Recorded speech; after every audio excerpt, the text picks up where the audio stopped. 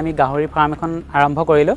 সেই গাহৰি ফাৰ্মখন খোলাৰ কাৰণে আমাৰ গাঁৱত কালি এখন সভা আয়োজন হ'ল। সেই সভাত আমাক কৈছে যে গাহৰি ফাৰ্ম তোমালোকে কৰিব নোৱাৰা। তোমালোকে গাহৰি ফাৰ্ম যদি কৰা তেন্তে হ'লে গাঁৱৰ পৰা তোমালোকে এঘৰীয়া হৈ থাকিব লাগিব আৰু তোমালোকে কোনো ধৰণৰ ৰাজহুৱা অনুষ্ঠানত আহিব নোৱাৰিবা। মানে শাস্তি বিহাৰ ব্যৱস্থা কৰিছোঁ যাতে তেওঁলোকে যিদিনালৈকে আমাৰ এই আমি যিটো চৰ্ত তেওঁলোকক মানে আৰোপ কৰিছোঁ যে তোমালোকে গাঁৱৰ বাহিৰত মানে কোনোবা এটা অজান জেগাত গৈ পেলাই পোহা, কিন্তু গাঁৱৰ ভিতৰত মানে পুহিব নোৱাৰিবা।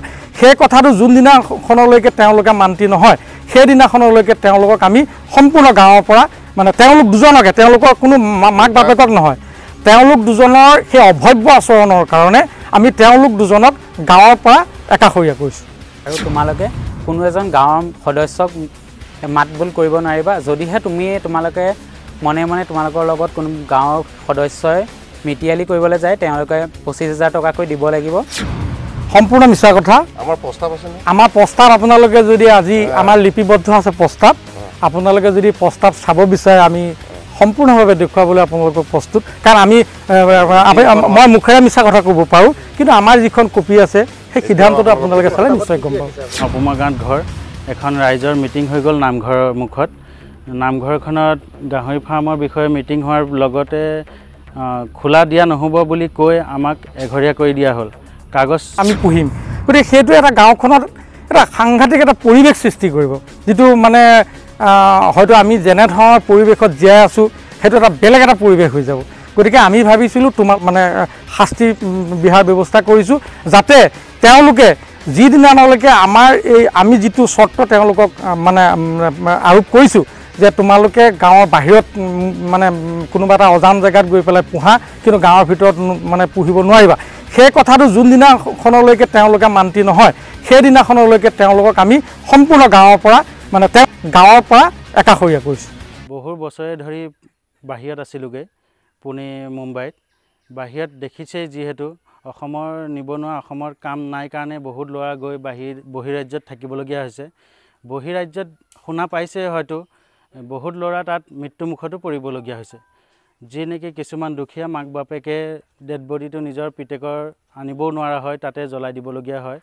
সেই ভয়ত মই আজি 14 বছৰ থাকি কেইটামান পইচা ঘটি আনি ঘৰত এখন 19 চনৰ পৰা ব্ৰইলাৰ ফাৰ্ম পুহি আছিলোঁ। ফাৰ্মখনত ইমান লাভজনক নোহোৱা হ'ল। এতিয়া বহুত ধৰণৰ বেমাৰ আজাৰ আহিব ল'লে, সেইটোৱে বহুতৰ মুখত শুনি পেলাই গাহৰি ফাৰ্ম পুহিলে এটা লাভজনক হয় বুলি শুনি মই ডাইৰেক্টটো চৰকাৰৰ পৰা লোন নিদিয়ে, আঁচনিবিলাক উলিয়াইছে চৰকাৰে। হিমন্ত বিশ্ব শৰ্মা চৰকাৰে এখন আঁচনি উলিয়াইছে লোন দিয়া গাহৰি ফাৰ্মত, কিন্তু এখন প্ৰথমে সৰু সুৰা গাহৰি ফাৰ্ম দেখুৱালেহে লোন দিব। সেইখিনি আমি ব্লকৰ জৰিয়তে কথা পাতি জনাৰ পিছত এখন ফাৰ্ম খুলিছোঁ। খোলাৰ পিছত এতিয়া ৰাইজৰ কালি এখন মিটিং হৈ গ'ল। মিটিং হৈ যোৱাৰ পিছত শুনা পালোঁ যে গাহৰি ফাৰ্ম খোলা দিয়া নহ'ব। এতিয়া ফাৰ্মখনটো খোলা হৈ গ'ল অলৰেডি। এই নপুমা গাঁৱৰ যিহেতু মোৰ নপুমা গাঁৱত ঘৰ, এখন ৰাইজৰ মিটিং হৈ গ'ল নামঘৰৰ মুখত। নামঘৰখনত গাহৰি ফাৰ্মৰ বিষয়ে মিটিং হোৱাৰ লগতে খোলা দিয়া নহ'ব বুলি কৈ আমাক এঘৰীয়া কৰি দিয়া হ'ল। কাগজ এতিয়ালৈকে দিয়া নাই এঘৰীয়া কৰা, কিন্তু এঘৰীয়া কৰা হ'ল বুলি গম পাইছোঁ।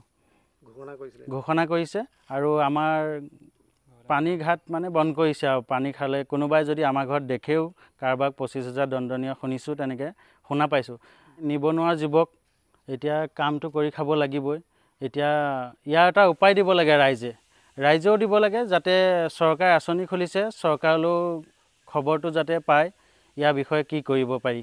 গাঁৱৰ ৰাইজক সাংবাদিকৰ আগদি এটাই অনুৰোধ কৰিব বিচাৰিছোঁ যে আকৌ এবাৰ ভাবি চাওক যে আমি নিবনুৱা সমাজে কি কৰিম। নিবনুৱা যিসোপা আমাৰ ল'ৰা আছে, ইয়াৰ পৰাতো গৈ পুনে বেংগলত গৈ এতিয়া শুনি আছে ইটো পিছত সিটো মাৰ্ডাৰ, ইটো পিছত ইটো মাৰ্ডাৰ।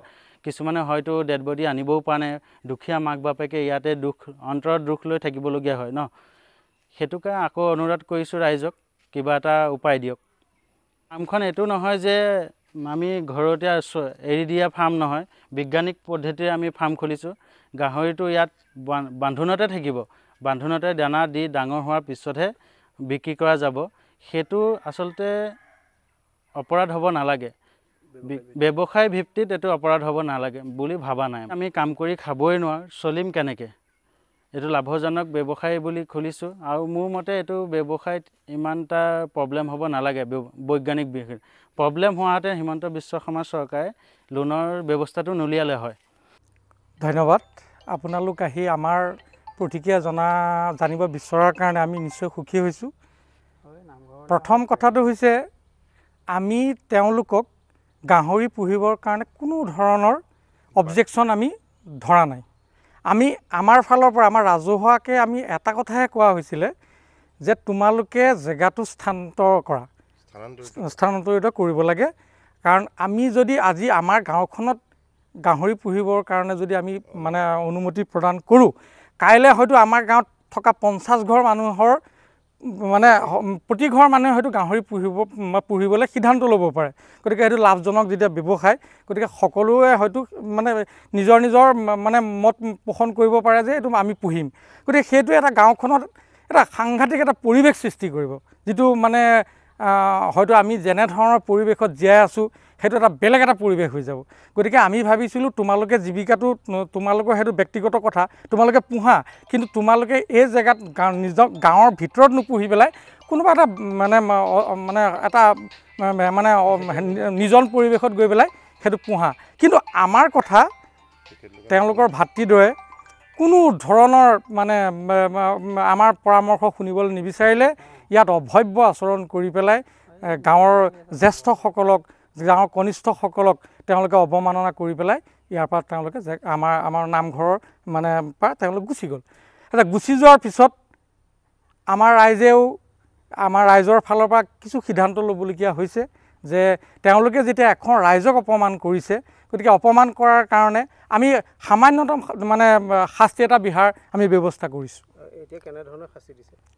শাস্তিটো মানে এনেকুৱা ধৰণৰ, যিহেতু তেওঁলোকে গাঁৱৰ বুঢ়া বয়োজ্যেষ্ঠসকলৰ পৰা আৰম্ভ কৰি পেলাই একেবাৰে সৰু ল'ৰা ছোৱালী থকা এই জেগাটোত তেওঁলোকৰ যিটো অভব্য আচৰণ কৰিলে, সেই অভব্য আচৰণ যাতে দ্বিতীয়জন মানুহে এনেকুৱা সামাজিক ক্ষেত্ৰত কৰিব নোৱাৰে, সেইকাৰণে আমি এটা মানে শাস্তি বিহাৰ ব্যৱস্থা কৰিছোঁ, যাতে তেওঁলোকে যিদিনালৈকে আমি যিটো চৰ্ত তেওঁলোকক মানে আৰোপ কৰিছোঁ যে তোমালোকে গাঁৱৰ বাহিৰত মানে কোনোবা এটা অজান জেগাত গৈ পেলাই পোহা, কিন্তু গাঁৱৰ ভিতৰত মানে পুহিব নোৱাৰিবা, সেই কথাটো যোনদিনাখনলৈকে তেওঁলোকে মান্তি নহয়, সেইদিনাখনলৈকে তেওঁলোকক আমি সম্পূৰ্ণ গাঁৱৰ পৰা মানে তেওঁলোক দুজনকে, তেওঁলোকৰ কোনো মাক বাপেকক নহয়, তেওঁলোক দুজনৰ সেই অভব্য আচৰণৰ কাৰণে আমি তেওঁলোক দুজনক গাঁৱৰ পৰা একাষৰীয়া কৰিছোঁ।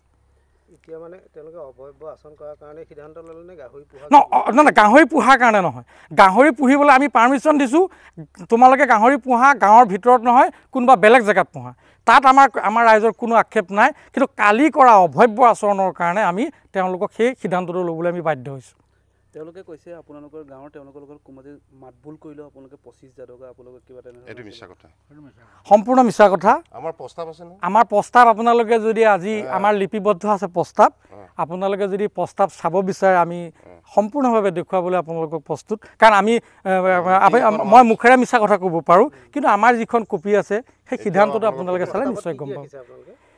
সেই প্ৰস্তাৱত আমি এটা কথাই ৰখা হৈছে, যিদিনাখনলৈকে তেওঁলোকে আমাৰ এই সিদ্ধান্তত সহমত প্ৰকাশ নকৰে, সেইদিনাখনলৈকে তেওঁলোকক আমি কোনো সামাজিক ক্ষেত্ৰত তেওঁলোকক আমি গ্ৰহণ কৰিব নোৱাৰোঁ। কৈছে তেওঁলোকে বাহিৰত থাকি আহি পেলাই পুনৰ পইচা পাতি লৈ ইয়াতে ব্যৱসায়টো কৰিছিল, কিন্তু আপোনালোকৰ গাঁৱৰ ৰাইজে যদি তেওঁলোকক একো ব্যৱস্থাপনা কৰি দিয়ে, তেওঁলোকে সেই ব্যৱসায়টো এৰি দিম বুলি কি ক'ব গাঁৱৰ ৰাইজে? আমি ব্যৱসায় কৰিবলৈ কোনো ধৰণৰ বাধা দিয়া নাই। আমি এটা কথাই কৈছোঁ, তোমালোকে জেগাটো সলনি কৰা। কাৰোবাৰ পেটত লাত মাৰি পেলাই আমি ধৰক ৰাইজ এখনে কাৰোবাৰ পেটত লাত মাৰি পেলাই আমি বন্ধ কৰা নাই। তেখেতলোকে বৃত্তিটো ল'ব পাৰে, কিন্তু আমাৰ গাঁৱৰ পৰা বাহিৰত ল'ব, জেগা সলনি কৰিব লাগে, যাতে গাঁৱৰ ভিতৰৰ পৰিৱেশ বিনষ্ট কৰিব নালাগে।